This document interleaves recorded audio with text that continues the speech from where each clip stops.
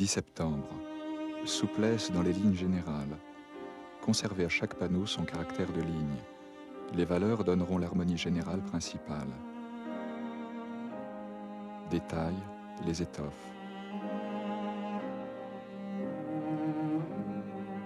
Les feuillages, valeurs différentes, donnant la légèreté et transparence dans ceux-ci, opacité, sécheresse dans ceux-là, et par-ci par-là quelques valeurs dures, plus dures encore, troncs d'arbres, chapeaux, ombrelles, parapluies.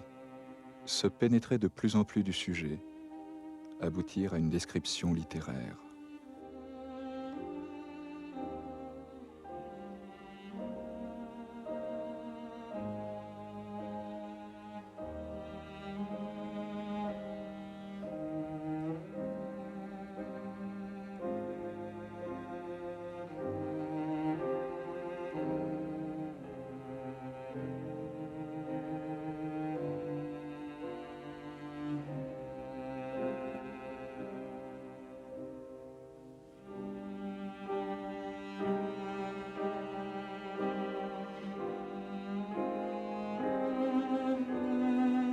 « 24 juillet, je descends au square.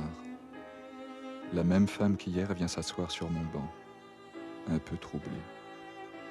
Robe à petits carreaux, plis sans souplesse comme du papier, corsage noir, vieux plis sans rondeur, tablier blanc, qualité des plis petits et secs, cheveux comme des algues détrempées, durs, teint mat, bouche violacée aujourd'hui.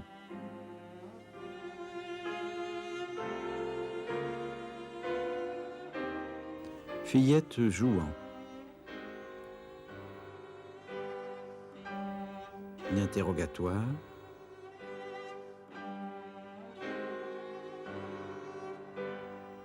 Les nourrices. La conversation. L'ombrelle rouge. La promenade.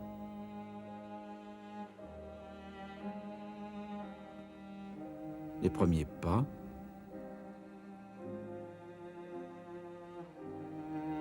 Sous les arbres. Les deux écoliers.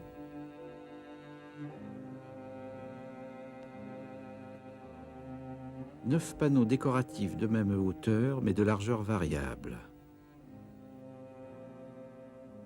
Au bas de plusieurs toiles, la signature du peintre Édouard Vuillard et la date 1894. Une feuille d'étude retrouvée dans les archives Vuillard montre plusieurs esquisses à la plume et au pastel. Le premier dessin annonce la promenade. Le deuxième est peut-être une première idée des fillettes jouant. Le troisième met en scène l'interrogatoire. Une jeune femme est penchée vers un enfant. Il y a des indications de couleurs et deux petits croquis de chapeau. Le quatrième dessin est peu lisible, mais le cinquième évoque les deux écoliers. Le sixième dessin est le décor de Sous les arbres. Une seconde feuille d'étude a été découpée en 4 selon les pliures. C'était la maquette d'ensemble de la décoration. Les masses de couleurs sont esquissées au pastel.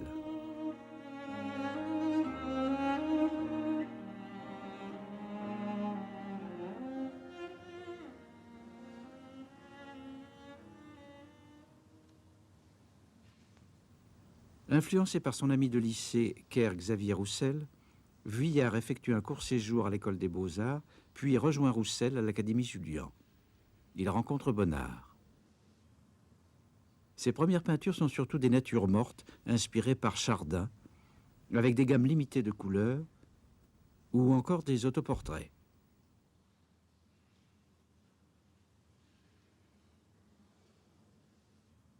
Vuillard est un personnage secret.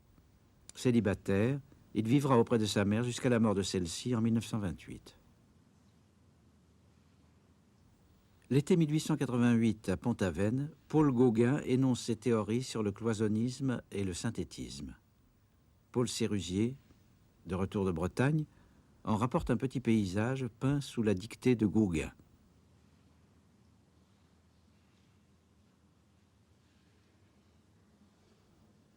Sérusier influence Bonnard, Roussel, Vuillard, plus tard Félix Vallotton. Imprégnés de symbolisme, ces jeunes peintres forment une sorte de confrérie, les nabis, prophètes en hébreu. Les nabis proclament qu'il n'est d'art que décoratif. Ils aiment l'art japonais dont ils s'inspirent.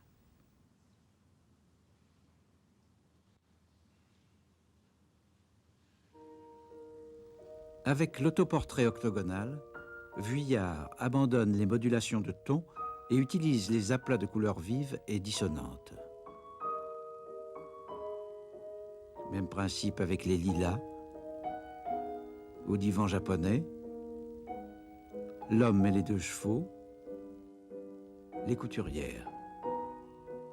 Dans la ravaudeuse, les fillettes se promenant, ou la robe à ramage, le peintre exprime son goût pour les carreaux ou les motifs textiles contrastés. Toujours dans l'esthétique nabi, Vuillard traite des sujets très cloisonnés, évoquant le monde de l'enfance, le sommeil, le lit, le banc. Le peintre affectionne aussi les contre-jours.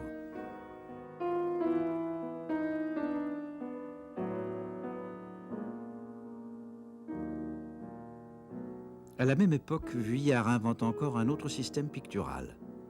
Les couleurs se rapprochent, les touches se multiplient, les formes semblent se dissoudre.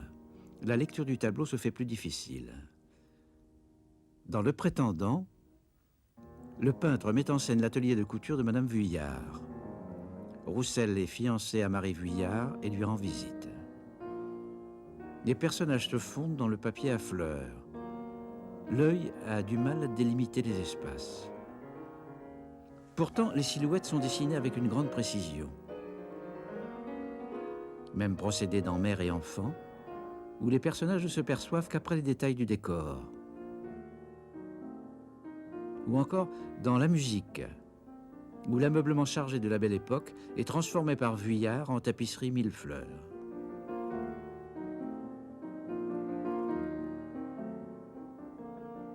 Dans le portrait de Claude Bernheim, le regard est d'abord focalisé sur l'enfant et la tapisserie du canapé. Le bras et le visage de la mère ne sont perçus qu'après une exploration de l'image.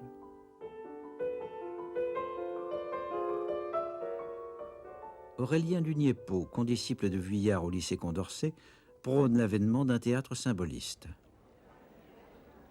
Le théâtre de l'œuvre naît en 1893. Vuillard y brosse des décors.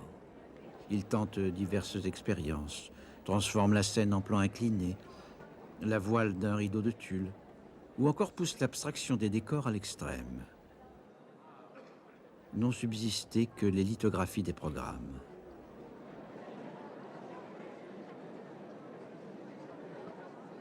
Le théâtre, en retour, influence sans doute le peintre. Cadrage, lumière, personnage saisi dans le suspens d'une action, tension de scènes énigmatiques.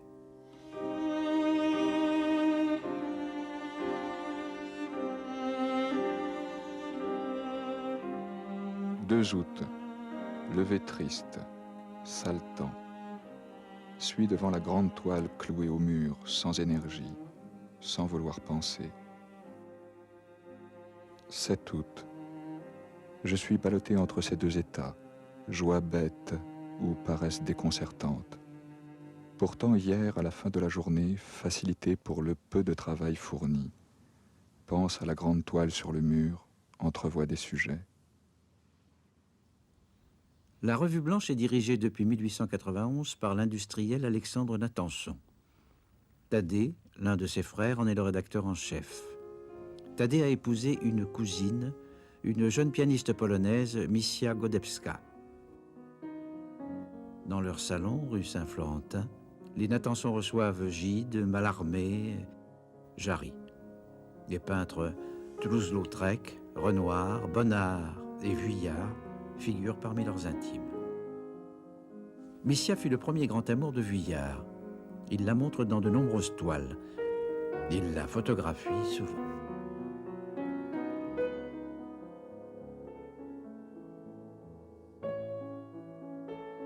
Pour Paul Desmarais, cousin par alliance des Natanson, Vuillard peint en 1892 6 panneaux décoratifs.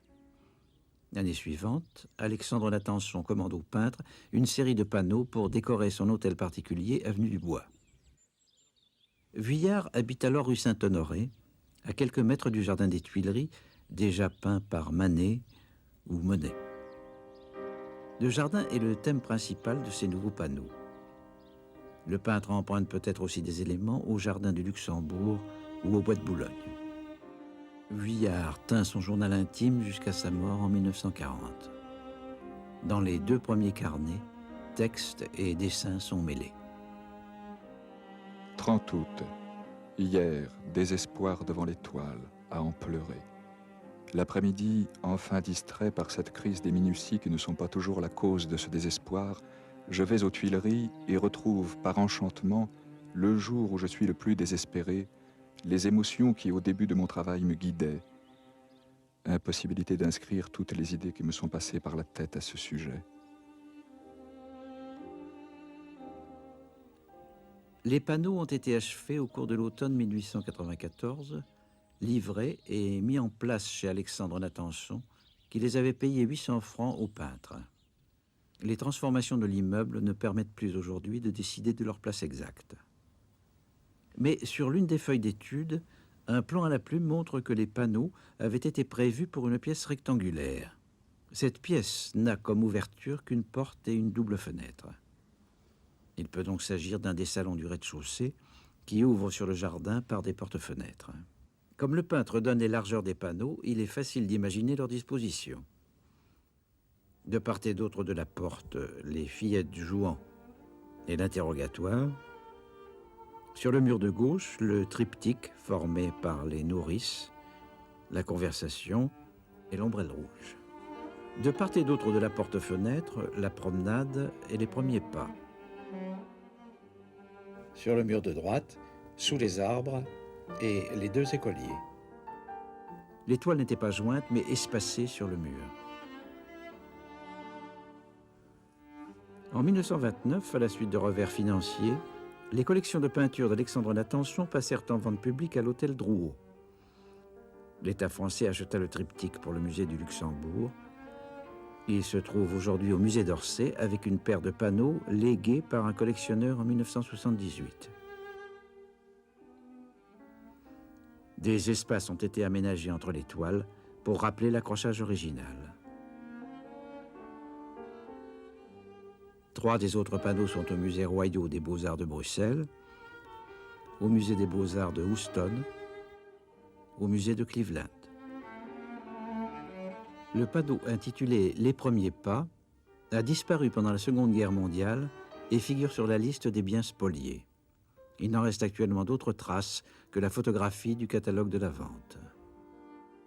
Il est cependant possible de le reconstituer en se basant sur l'ébauche qui donne des indications de couleur et sur les panneaux voisins avec lesquels il présente une continuité.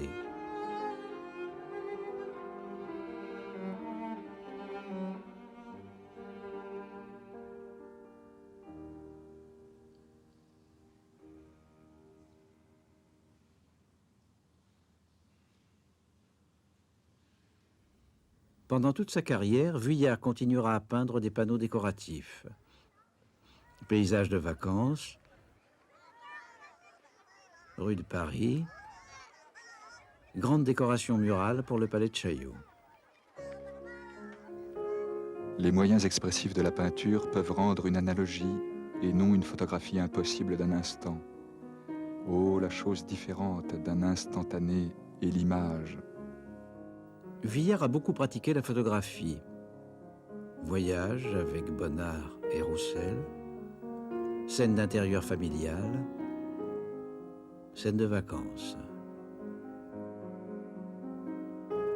Comme dans sa peinture, l'autoportrait est fréquent.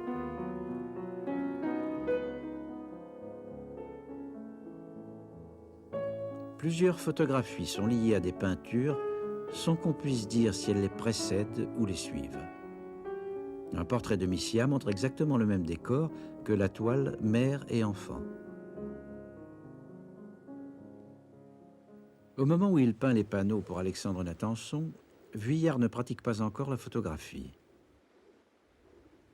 Mais il est peut-être inspiré par les panoramas photographiques très en vogue à l'époque, ou encore par les papiers peints panoramiques.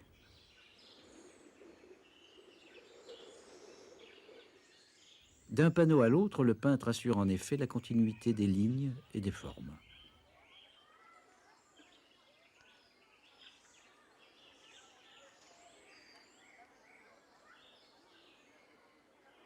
Le décor semble vu du centre d'un rond-point où débouchent plusieurs allées. La distribution des panneaux dans la pièce répétait donc la disposition du jardin. D'un côté, un espace ouvert sur le ciel. De l'autre, un espace fermé par les alignements d'arbres.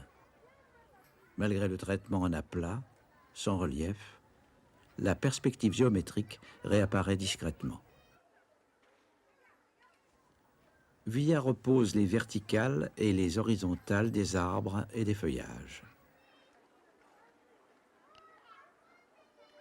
En passant de l'esquisse au panneau de l'interrogatoire, le peintre tourne la silhouette de la femme dans l'autre sens. Ainsi, les personnages des deux panneaux sont disposés selon des courbes symétriques. Le triptyque oppose un espace dense, très peuplé, à un espace vide. Le sol y a une grande importance. Les deux derniers panneaux forment une paire symétrique.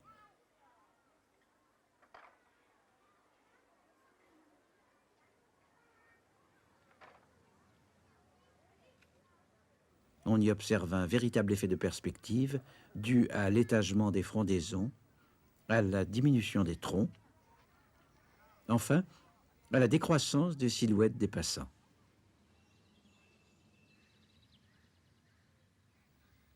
Pour ces panneaux décoratifs, Vuillard adopte la peinture à la colle qu'il utilise à la même époque pour les décors de théâtre. C'est une forme de détrempe tout à fait mate, d'où son intérêt pour éviter les reflets au théâtre. De la colle de peau est mise à tremper, puis diluée dans 4 ou 5 fois son volume d'eau. Elle est chauffée au bain-marie. Elle est alors mélangée au pigment. Une photographie prise vers 1915 dans l'atelier du boulevard Malesherbes montre le coin cuisine avec les bassines de bain-marie et les spatules de bois qui permettent de mélanger colle et pigment.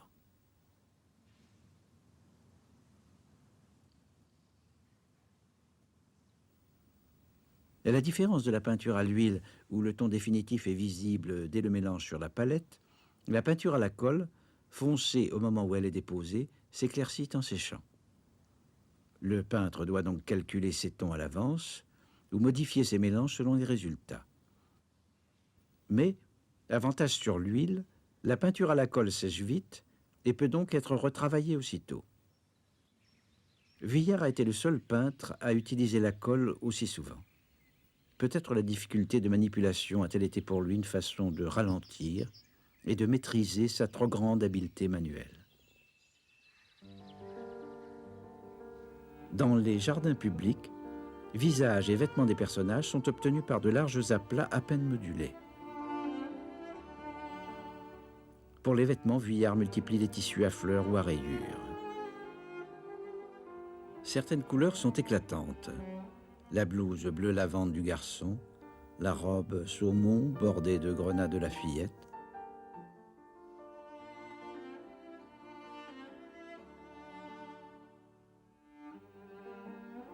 la matière des allées, gravier et sable, est obtenue par des mélanges de taches colorées proches des techniques pointillistes de Seurat ou de Signac. Vert, ocre jaune, ocre rouge pour les parties au soleil, rose, bleu pâle et marron clair pour les parties à l'ombre. Dans plusieurs zones, le peintre oppose les couleurs claires et les couleurs sombres. La robe aubergine et la robe ocre, le bleu et le rouge des deux fillettes, Les deux nourrices sombres encadrant la claire. Il y a une décroissance régulière des couleurs froides plutôt situées en haut vers des couleurs chaudes plutôt situées en bas. L'art du jardin consiste à ordonner des éléments naturels selon un ordre décoratif. Matière, couleur, perspective concourent à un effet pictural dont les peintres s'inspirèrent d'ailleurs souvent.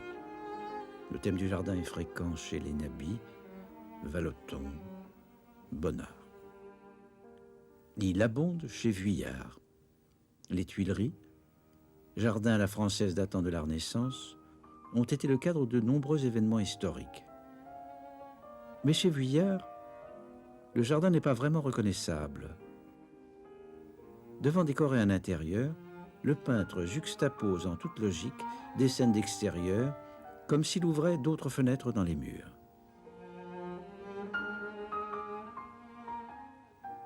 Les tapisseries ou papier peint à fleurs sont à l'époque très répandues. Vuillard les utilise afin de créer des motifs en réseau qui perturbent la lecture. Personnages et décors viennent s'y dissoudre. De même dans les jardins publics. Les formes végétales bordent toute la composition jusqu'à occuper plus de la moitié de certains panneaux. Elles permettent aux peintres de juxtaposer des textures, d'alterner ombre et lumière, d'opposer des tons.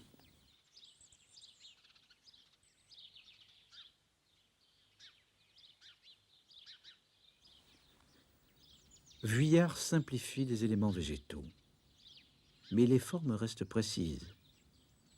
L'écorce du platane, les feuilles de marronnier, des rameaux de l'acacia. Enfin, buissons et frondaisons découpent partout courbes enveloppantes, arabesques, sinuosités, lignes serpentines qui sont comme le reflet d'un univers féminin. 27 juillet. Quand je veux imaginer par exemple une composition pour les Natanson, je ne puis penser à d'autres objets qu'à des féminins. Cela est gênant et prouve que je ne suis pas indifférent au sujet.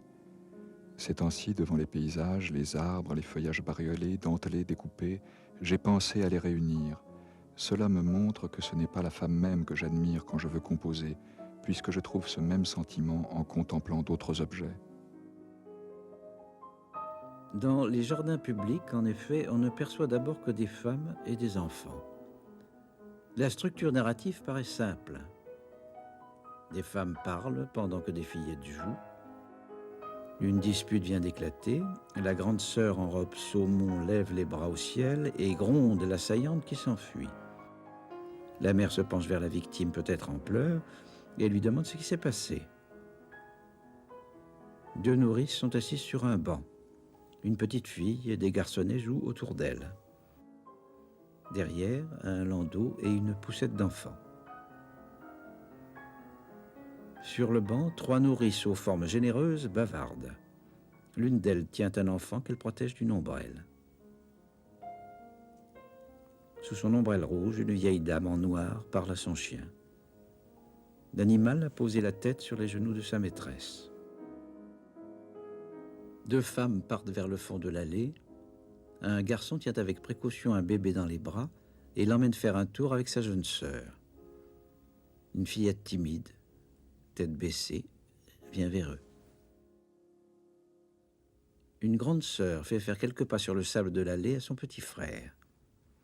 Les jambes arquées, incertain, le bébé tend les bras vers elle. Des mères ou des nourrices conversent sous les arbres.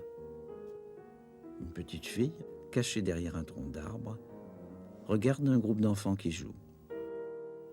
Deux garçonnets sur le point de bondir sont cachés dans l'alignement des arbres et s'apprêtent à faire une bêtise. Celui de droite porte une casquette.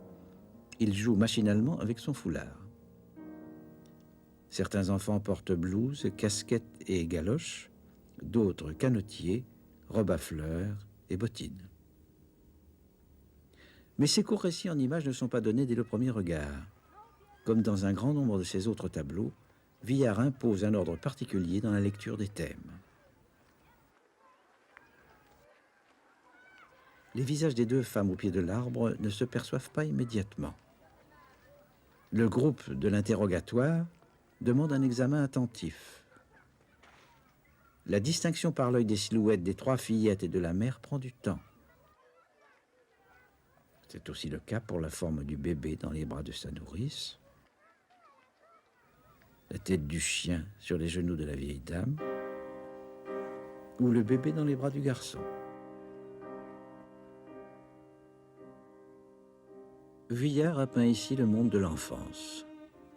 Un monde très subjectif où personnages, formes, couleurs sont encore mêlés et ne se séparent pas au premier coup d'œil. Les bébés, les mères et les nourrices appartiennent à la matière même du gravier, des feuillages, des illusions d'optique et des mirages de la perspective. La succession des images rappelle le brillant des journées de vacances. Chacune semble vue à travers le voile flou du souvenir d'enfance. C'est la peinture sage d'un monde apparemment paisible. Mais en bordure du champ de vision, à la limite de perception, tout devient énigmatique. Les sous-bois sombres, le bout des allées infiniment éloignées. Un diablotin rose surgit d'on ne sait quel conte de fées à l'orée d'une forêt enchantée. Au-delà de la barrière, un curieux personnage en noir fait un discours et des gestes à des enfants qui font cercle et l'écoutent. Sur la pelouse en friche, 4 silhouettes minuscules s'agitent dans une sarabande fantastique. Les ombres noires d'inconnus passent furtivement dans la pénombre du sous-bois. Autant de menaces sourdes, tenues à distance, mais bien perçues. Le jardin public est le premier espace d'aventure. L'enfant y fait ses premiers pas, y connaît ses premières disputes, ses premiers jeux. Il y perçoit de loin l'ambiguïté menaçante du monde.